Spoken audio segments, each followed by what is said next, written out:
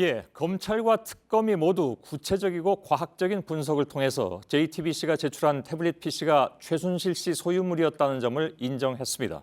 그러나 일부 친박 단체들은 여전히 조작서를 끊임없이 유포하고 있습니다. 오늘 저희들이 이렇게 보도를 해드려도 믿고 싶지 않은 사람들은 끝까지 안 믿겠습니다만은 아무튼 지금부터는 심수미 기자와 함께 이들이 제기하는 7가지 주요 주장을 팩트체크로 하나하나 짚어보겠습니다. 심수미 기자, 천천히 잘 설명을 좀 해드리죠. 우선 친박단체와 일부 극우 사이트 등을 보면 태블릿 PC에 실체가 없다 이렇게 얘기를 하고 있습니다. 이뿐만이 아니라 최 씨의 변호인도 언론 인터뷰 때마다 강조를 하고 있는 상황인데. 앞서 화면에서 보시겠고 지금도 화면을 다시 한번 보여드리겠습니다. 지금 저희가 최초 보도한 태블릿 PC인데요. 최순실 씨가 2012년 6월부터 2014년 3월까지 사용한 태블릿 PC입니다. 예. SHV-140S 모델입니다. 제가 들고 있는 게 방금 화면에서도 나왔던 그 태블릿 커버인데요. 검찰에 제출할 때는 본체만 제출을 했습니다. 아, 거기에 이제 실제 태블릿 PC가 담겨 있었다는 얘기죠? 예, 그렇습니다. 예. 자, 그런데 왜 실체가 없다고 주장을 하고 있는 거죠, 그러면? 네, 저희 첫 보도 당시에 태블릿 PC가 아닌 그 데스크탑에서 자료 화면이 나갔다는 이유인데요. 예. 하지만 저희는 최 씨가 갖고 있던 200여 개 파일을 일목요연하게 시청자에게 보여드리기 위해서 대형 모니터에 띄워서 촬영을 한 겁니다. 예. 전달 방식의 차이일 뿐이고요. 태블릿 PC 실체를 부정할 수 있는 근거가 될 수는 없습니다. 예. 자, 두 번째 루머인데 태블릿 PC가 있다고 해도 최순실 소유가 아니다 이런 주장입니다.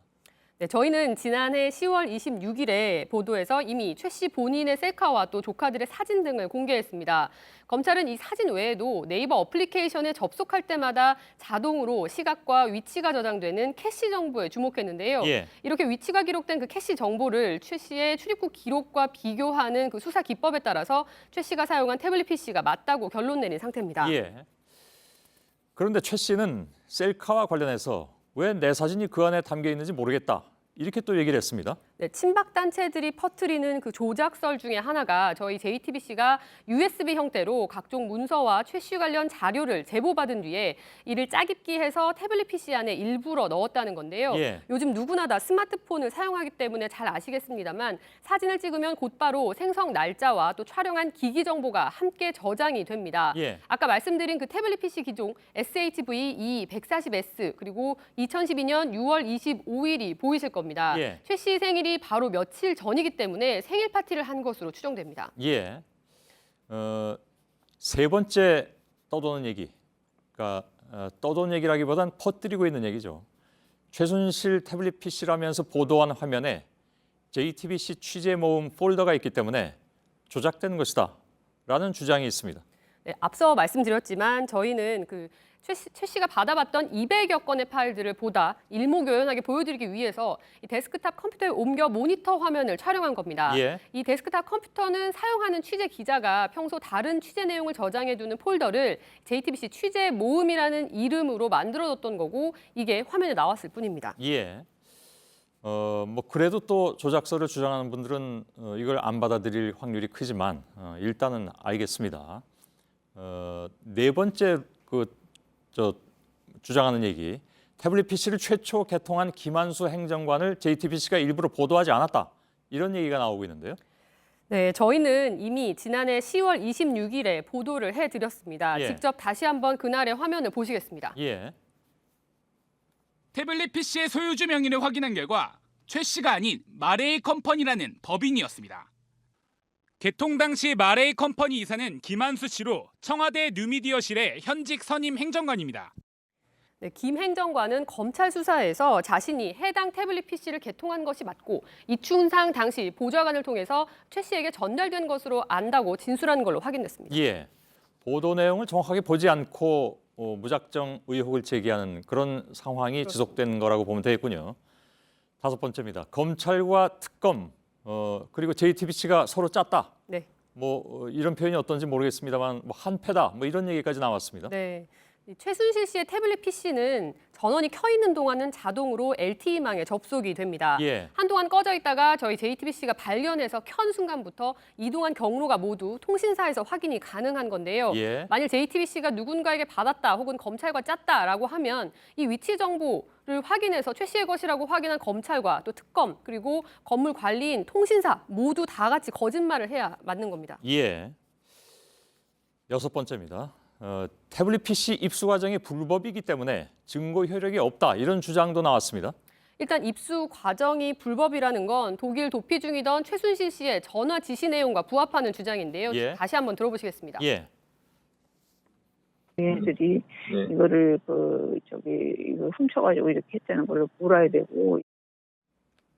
이들이 주장하는 건 이른바 독과 독수 이론인데요. JTBC의 입수 경위에 들이대는 건 법리적으로 맞지 않습니다. 예. 좀 더 짚어보자면 독이 있는 나무라면 열매도 독이 있다. 이건 그 재판에 있어서 증거물은 합법적으로 수집돼야 한다 이런 조항이잖아요. 네, 그렇습니다. 형사소송법 제308조 2항에 따르면요. 적법한 절차에 따르지 아니하고 수집한 증거는 증거로 할 수 없다라고 돼 있습니다. 예. 영장 없이 압수수색을 하는 등 이 수사기관의 횡포를 막기 위한 법 조항인데요. 그러나 이번의 경우 이 JTBC 취재진이 태블릿 PC를 확보해서 검찰에 이미 제출했기 때문에 불법 수집과는 거리가 먼 예. 겁니다. 자, 오늘 특검도 검찰이 확보한 JTBC의 태블릿 PC 증거 효력에 대해서 문제가 없다 이렇게 다시 한번 공표를 했죠. 맞습니다. 특검 관계자의 말을 다시 들어보시겠습니다. 예. JTBC에서 제출한 그 태블릿 PC의 뭐 점검 능력이나 이런 부분들은 특검에서 전혀 문제를 삼고 있지 않는 상태입니다. 예. 뭐 이것도 한 편이기 때문에 그렇다라고 얘기하면 뭐 더 뭐라고 설명해야 될지 모르겠는데 마지막 7번째입니다. 최순실 씨가 태블릿 PC를 쓸 줄 모른다. 어제 최 씨의 변호인도 같은 주장을 되풀이하더군요. 마치 태블릿 PC의 사용법이 매우 복잡한 것처럼 말을 하고 있는데요. 사실 예. 그렇지 않습니다. 스마트폰과 똑같은데 화면만 큰 것일 뿐이거든요. 그런데 지금 사진에서도 볼 수 있듯이 최 씨는 스마트폰을 그것도 여러 대 사용해 왔습니다. 마치 소형 승용차는 몰 수 있지만 대형 승용차는 운전할 줄 모른다라는 주장이나 마찬가지입니다. 예, 알겠습니다. 그건 뭐 상식적으로 생각해 보면 다 나오는 답인데 그럼에도 불구하고 이렇게 주장을 펴고 있으니까 쓸 줄도 모르고 쓴 적도 없다는 주장인데 특검 등은 썼다는 점을 그러면 어떻게 입증을 할 수 있을까요? 네, 이미 특검과 검찰은 그 뭐 고영태 씨나 노승일 씨 외에도 최 씨의 집에서 일한 가정부 등으로부터 최 씨가 태블릿 PC를 사용했다는 증언을 이미 확보한 상태입니다. 예. 또 정우성 전 비서관의 휴대전화에서 복구된 문자나 음성 파일 등을 대조해 보면 보냈다 그리고 받았다는 등의 최 씨와의 대화 그리고 태블릿 PC에 담겨 있던 이메일 계정의 주고받은 시점 등도 상당 부분 일치하는 걸로 전해집니다. 예, 알겠습니다. 자, 일단 뭐 갖가지로 제기되고 있는 즉 주장되지고 있는 그런 문제들에 대해서 오늘 답을 한 것인데 오늘 저희는 태블릿 PC 입수 경위 또 그밖에 다른 사실관계를 아무튼 전해드렸습니다. 그럼에도 불구하고 허위 사실과 또 명예훼손에 해당하는 의혹 제기에 저희 JTBC는 법적 대응도 적극 검토하겠습니다. 또 내일도 저희가 최초 보도한 태블릿 PC 관련 보도를 이어가겠습니다. 예, 심수미 기자였습니다.